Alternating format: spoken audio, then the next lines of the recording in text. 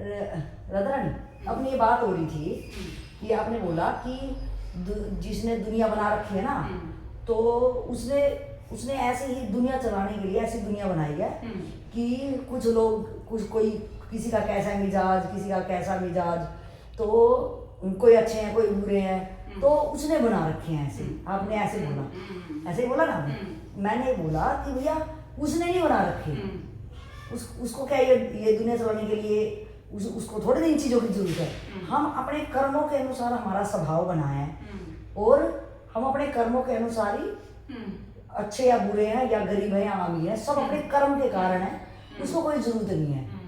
तब आप इसमें क्या बोल रहे थे? वही परम सत्ता जो भी हम बोलते हैं, हमारे पीछे जो शक्ति चल रही है, ये उसने ही फंसाया। मैं बोल रहे थे, हाँ। उसने ही फंसाया, क्योंकि अगर सभी के सभी आत्मज्ञानी, सभी के सभी आत्मज्ञानी ही अगर पैदा ही हो गए, तो ये दुनिया कैसे चलेगी? हाँ, तो आत्मज्ञानी अगर एक चोर नहीं है तो पुलिस स्टेशन की जरूरत ही नहीं है। अच्छा, तो आपका कहना है कि उसने बनाए हैं हम। और उसने मेरा ये कहना था कि उसने नहीं बनाए, हम अपने लोभ लालच इसके कारण हम उससे अलग हो गए, और ये दुनिया हम जो जैसे स्वभाव है वैसी बनी। इसको बनाने वाला कोई है नहीं, जो हमें कोई चोर बना रहा, किसी को पुलिस बना रहा, किसी को जज बना रहा, वो नहीं बना रहा एक नाटक की तरह। तो हम दोनों में ये पीछे से बात हो रही थी। तो इसमें आपका क्या कहना है कि क्या किस टाइप से ये दुनिया, मतलब ये सबका ये रहता है कि भैया दुनिया बनी, ठीक है, तो यहाँ पे अनेक तरह के जीव हैं, उसमें हम भी। अब हर जीव के अपने अपने स्वभाव हैं मूल, लेकिन हमारे 3 स्वभाव धारण करने की क्षमता है, रजोगुण, सतोगुण, तमोगुण। मूल हमारा स्वभाव है सतोगुण। रजोगुण, तमोगुण हम मान के चक्कर में धारण करते हैं। तो यहाँ अगर कुछ हो रहा है तो उसके जिम्मेदार हम हैं। जैसे कानून संविधान ने जेल बनाया, लेकिन जेल में कैदी थोड़ी ना वो बनाया, कैदी तैयार थोड़ी ना उसने किया, जेल बनाना पड़ा इसलिए कि कैदी तैयार हुए। अच्छा, तो यहाँ कुछ भी करते हैं तो उसके जिम्मेदार हम हैं, वो नहीं। अगर वो होता तो फिर हमें दुख क्यों भोगते हैं? अगर वो होता तो हम दुख क्यों भोगते? कानून या संविधान, जैसे आपने पुलिस चोर का उदाहरण दिया, ठीक है, तो पुलिस कभी चाहती है, कानून कभी संविधान चाहता है कि लोग चोरी करें? वो तो हमेशा रोक रही है। सही है। वो तो जेल इसलिए बनाया है कि अगर कोई करता है तो यहाँ पे उसको सुधारने का मौका देंगे। लेकिन कैदी थोड़ी ना बनाया। ये प्रचार कभी कानून संविधान ने थोड़ी नहीं किया कि जेल को चलाने के लिए कैदी की जरूरत है, तुम अपराध करो। सही। अपराध तुमने किया, उसका परिणाम तुम्हें भोगना पड़ेगा। तो इस दुनिया में अगर कुछ गलत या सही हो रहा है तो उसके जिम्मेदार तुम हो। तुम अपनी जरूरत में कर रहे हो, अपनी मान के चक्कर में कर रहे हो, इच्छा अपेक्षा में कर रहे हो, कुछ बड़ा बनने के चक्कर में कर रहे हो, मालिकपन के भाव में कर रहे हो, इसके जवाबदार सिर्फ तुम हो। बोलिए। अगर संविधान में कानून है, इसका मतलब है कि कहीं ना कहीं अपराध तो होगा ही। अपराध हो रहा है, लेकिन अपराध करवाने वाला कानून है या संविधान नहीं है। हाँ, लेकिन अपराध हो रहा है लेकिन कर तुम रहे हो। इसका बढ़ावा कानून या संविधान नहीं दे रहा है, ठीक है। तो ये अगर यहाँ कुछ हो रहा है, कुछ गलत या सही, तो उसके जिम्मेदार हम हैं, दुनिया बनाने वाला नहीं।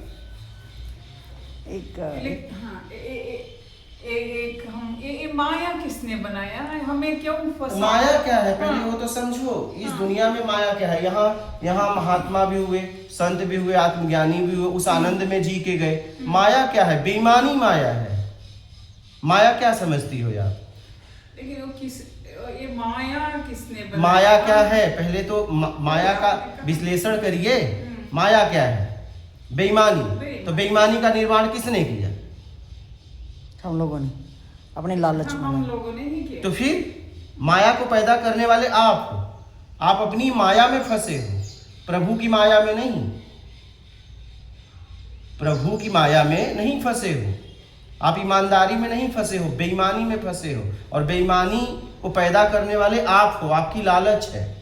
लालच की वजह से, मान के चक्कर में आके, योग्यता से ज्यादा पाने के चक्कर में आपने बेईमानी का निर्माण किया। आपको कर्ता का अधिकार है, तो उस माया में आप फंसे हो। ये माया है, ये संसार थोड़ी ना माया है। अगर संसार माया होता तो फिर महापुरुष लोग, आत्मज्ञानी लोग कैसे आनंद में रहते? तो वो भी माया में फंस जाते। वो भी फंसे थे, अपने आप को उन्होंने निकाला। तो आप भी निकाल सकते हो, लेकिन माया का निर्माण आपने किया। पहले माया को समझो कि माया क्या है। ये जगत माया नहीं है। मैं बोलूँगी, आपने ये बोला कि कानून को पता था कि चोर पैदा होंगे, इसलिए उन्होंने एडवांस में जेल बना दी।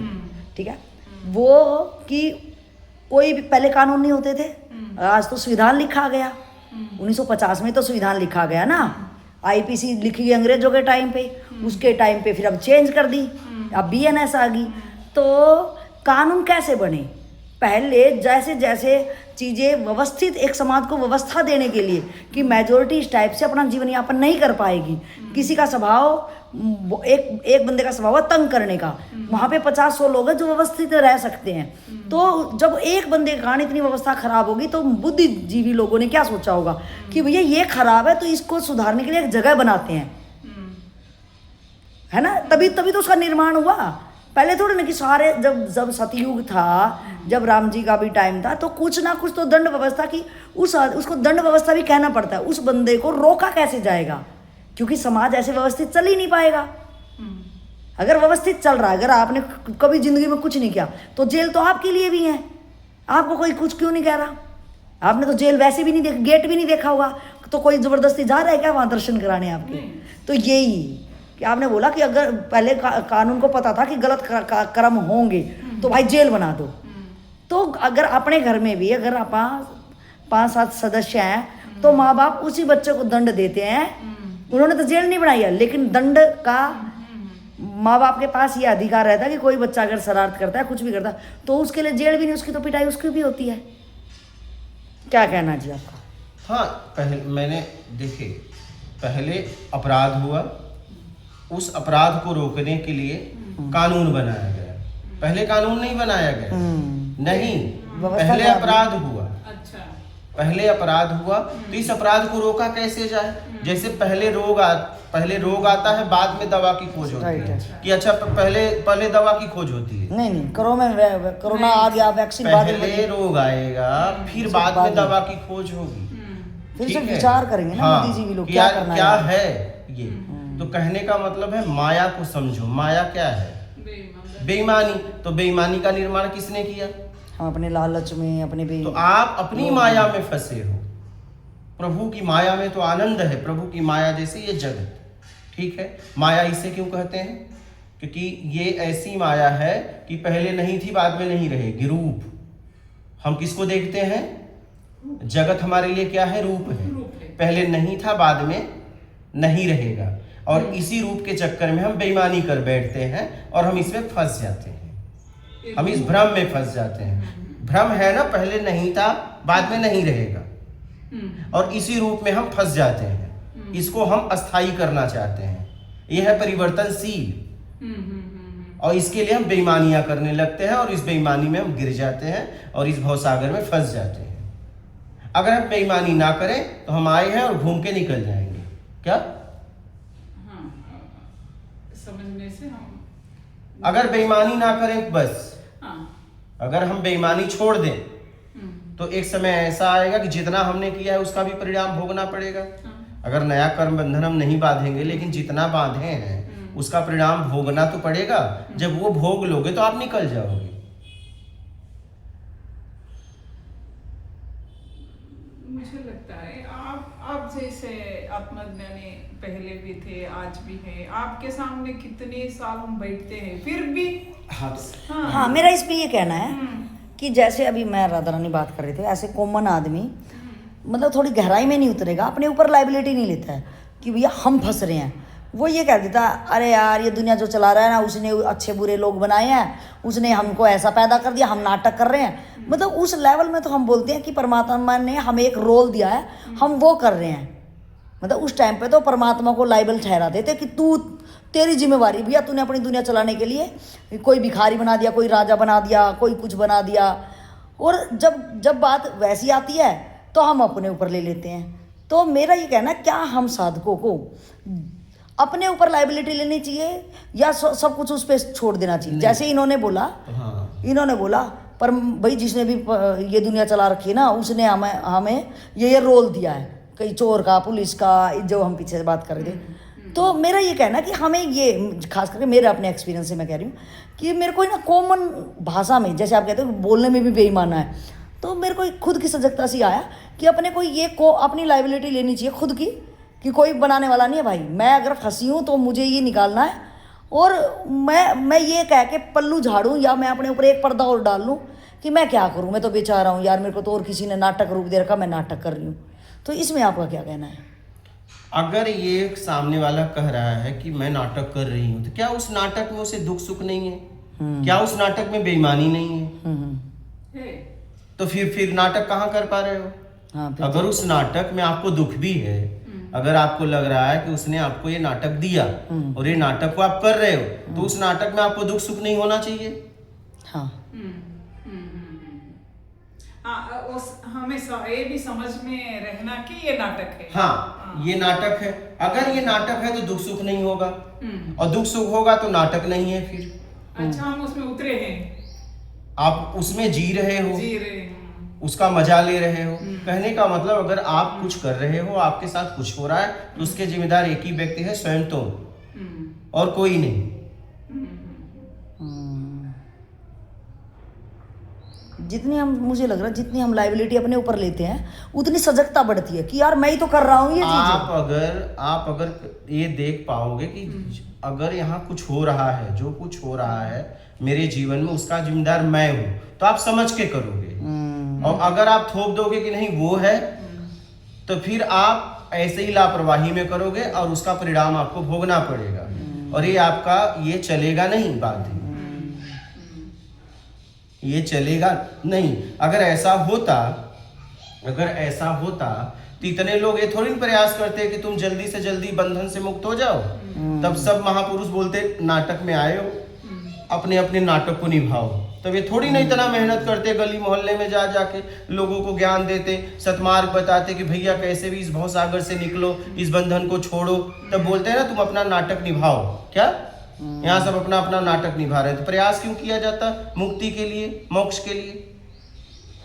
ये नाटक है तो समझाने पड़ेगा।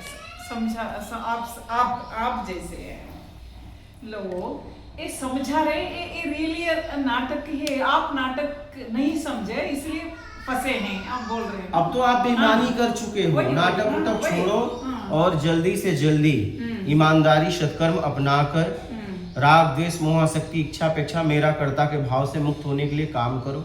ठीक है, एक नया नाटक मत रचो कि हम बेईमानी भी करेंगे। क्या करूं, मुझे तो नाटक मिला है बेईमानी करने का और मजा लूटने का।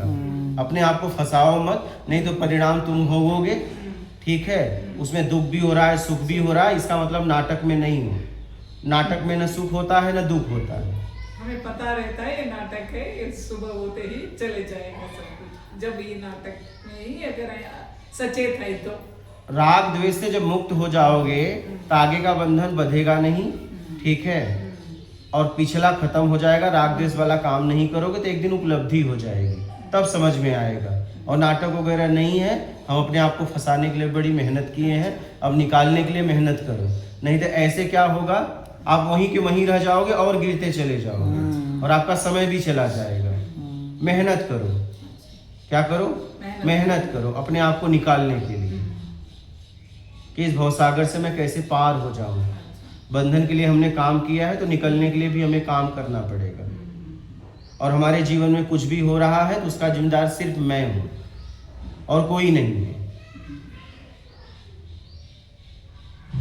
ठीक है, बोलिए। हाँ, मैं ये आपसे क्लियर करना चाहती कि मतलब हम बोल चाल में भी अपने को इतना अवेयर रहना चाहिए कि वो जिम्मेवारी मैं अपने ऊपर सिर पे लेता रहूँगा हर बात की जिम्मेवारी अगर मुझे निकलना है तो मुझे हर बात की जिम्मेवारी अपने ऊपर लेनी चाहिए। अपने को कॉमन बात नहीं करनी जो आप समाज में फालतू की बकवासें मारते हैं। हमें समझ के बात करनी है। हाँ, ये हमें हर वक्त मुक्ति वाले शब्द बोलना चाहिए। हाँ, हमें बंधन वाले शब्द उपयोग नहीं करना चाहिए। हाँ, पूरी जिम्मेदारी लेना चाहिए। हाँ, पूरी जिम्मेवारी लेते तो करंट आता है ना, अवेयरनेस बढ़ती है कि यार सचेत रहते हैं। हाँ हाँ हाँ, नहीं तो ऐसा लगता कि भाई आपने तो जिम्मेवारी फेंक दी, परमात्मा ही देखे, परमात्मा की दुनिया बसाई हुई, अपने को क्या मतलब। नहीं वैसे हम अगर बच्चे 5 साल का हो तो हम पढ़ाई में जबरदस्ती से वो कुछ भी वो प्रयास करके डालते हैं। प्रयास तो करते हैं ना वहां भी बाहर भी। जब वो समझने लायक नहीं होता तो विषय भी स्कूल देता है, लेकिन जब वो समझने लायक होता है, एक समय ऐसा आता है कि किस सब्जेक्ट से पढ़ेगा ये अब स्कूल नहीं तुम तय करोगे। कौन तय करेगा? आप तय करोगे। जब एक समय ऐसा आता है आप कौन से विषय से पढ़ना चाहते हो, क्या बनना चाहते हो, ये कौन तय करेगा? आप तय करोगे। एक समय था स्कूल तय किया। तो जब आपका जन्म हुआ तो जब तक आप समझने लायक नहीं थे तब तक आपके ऊपर न दोष रहा न कुछ रहा, आपकी सारी व्यवस्था प्रकृति ने की। और जब आप करने लायक हुए, जैसे ही कर्ता का भाव आया वहीं से शुरुआत हो गई आपकी जिम्मेदारी। जैसे ही आप समझने लायक हुए और जैसे ही कर्ता का भाव आया उसी समय से आप जिम्मेदार हो गए, पर किससे आप अलग हो गए। और जब तक कर्ता का भाव नहीं था आपकी सारी व्यवस्था लोग कर रहे थे, प्रकृति के द्वारा कहीं न कहीं से हो रही थी, किसी न किसी रूप में आपको खिलाया जा रहा था, पिलाया जा रहा था। कोई गलती कर दो तो न संभालने वालों को दोषी दिया जाता था, आपको दोषी नहीं दिया जाता था। कुछ भी कर दो आप। और जैसे ही कर्ता का भाव आया, जितने लोग आपको संभाल रहे थे, अगर आप कुछ करोगे तो आप दोषी होगे, वो लोग नहीं।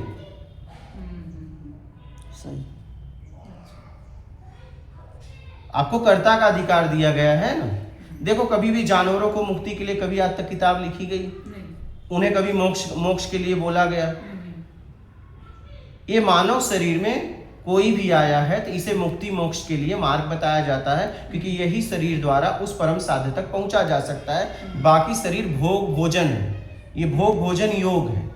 स्वयं को साधते हुए आप उस परम सत्ता तक पहुंच सकते हो जिसने जगत का निर्माण किया।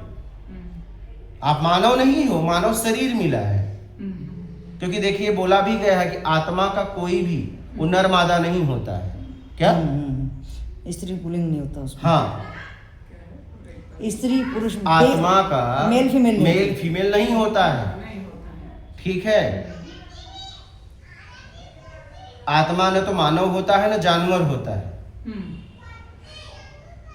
तो आप कैसे भी अपने आप को आत्म तत्व में स्थिर कर लो, यही मौका आपके पास है।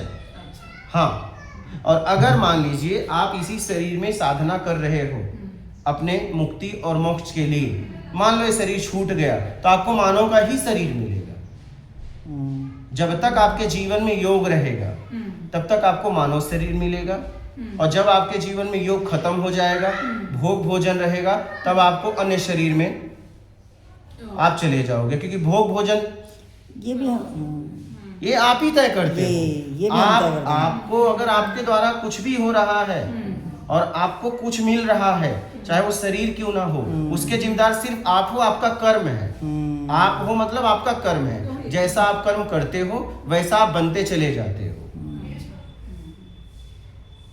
तो आप सूझबूझ के साथ कर्म करो, सोच समझकर कर्म करो, क्योंकि परिणाम आपको भोगना है।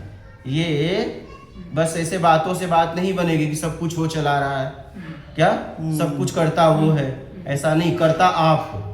और मानव के अलावा देखो किसी को दोषी नहीं दिया जाता, किसी जानवर को सजा नहीं दी जाती, नहीं, वो कुछ भी कर दे। आज तक कोई भी पशु पक्षियों को सुधारने के लिए किताब नहीं लिखी गई, क्योंकि वो बिगड़े ही नहीं है। क्या वो प्रकृति में वो बिगड़े ही नहीं है। हाँ, उनको आप बोल सकते हो कि उनके जीवन में कुछ भी हो रहा है, ठीक है, वो प्राकृतिक जी रहे हैं, वो अपने कर्मों का भोग भोग रहे हैं, वो प्राकृतिक जी रहे हैं। लेकिन ये पशु पक्षी मानव नहीं बन सकते क्या? नहीं, धीरे धीरे आ रहे हैं ना अपने कर्म का भोग। मानव नहीं बनना है, मानव शरीर मिलेगा। वही 84 लाख शरीर है, अच्छा। ठीक है, सब भोग योनि है। बाकी ये शरीर मोक्ष है, मुक्ति के लिए है। इस शरीर के द्वारा उस परम साध्य तक आप पहुंच सकते हो। तो वो अपने कर्म के भोग कर मानव शरीर के तरफ ही बढ़ रहे हैं। सभी प्राणी पक्षी सब बढ़ रहे हैं, उनके द्वारा कुछ गलत नहीं हो रहा है, वो धीरे धीरे ऊपर ही आ रहे हैं। और इस शरीर में अगर आपने ईमानदारी सत्कर्म किया तो आपका कल्याण हो जाएगा, आप उस परम सत्ता तक पहुंच जाओगे। और इसमें अगर आपने गलत किया, भोग भोजन में जीवन गंवा दिया और योग किया ही नहीं, योग का मतलब अपने आप को साधना, उस लायक बनाना, उस परम सत्ता के लायक, परमात्मा के लायक, अगर वो नहीं किया तो आपके जीवन में योग नहीं रहा तो आपको वो अन्य शरीर मिल जाएगा। जैसा आपका खान पीन उठना बैठना रहेगा वैसा शरीर मिल जाएगा आपको। जैसा आपका कर्म रहेगा वैसा शरीर मिलेगा। इसलिए जिम्मेदार इंसान बनो। अगर कुछ हो रहा है तो उसके जिम्मेदार आप हो, इतनी जिम्मेदारी लो। हाँ, निकलना है तो, और ऐसे फुसलाना है तो फिर ऐसे ही भटकते रहो। हाँ, ठीक है। और कोई प्रश्न है? नहीं। हो गया क्लियर? हाँ ठीक है ना दादा। नहीं हाँ, क्लियर। माफ कर दो।